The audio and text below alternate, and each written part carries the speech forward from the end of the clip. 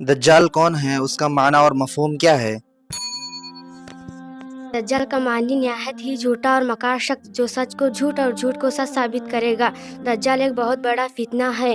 سب نبی نے اپنی امت کو دجال سے ڈرایا ہے۔ ماشاء اللہ، صحیح جواب۔ کیا دجال کے ساتھ جنت اور جہنم ہوگی؟ جی ہاں، حضرت محمد مصطفیٰ صلی اللہ علیہ وسلم نے فرمایا دجال کی جنت حقیقت میں جہنم ہے اور دجال کی جہنم حقیقت میں جنت ہوگی۔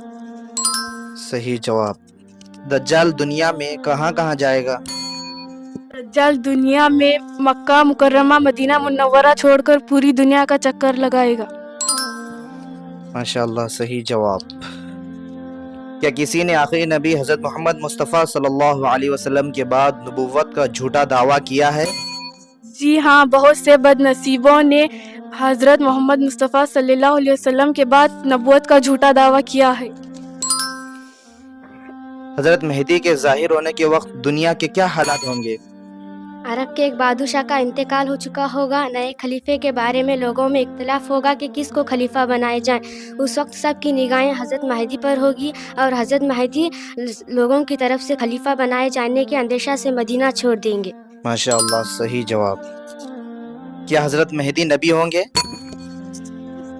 جی نہیں، بلکہ وہ اللہ کے خلیفہ ہوں گے۔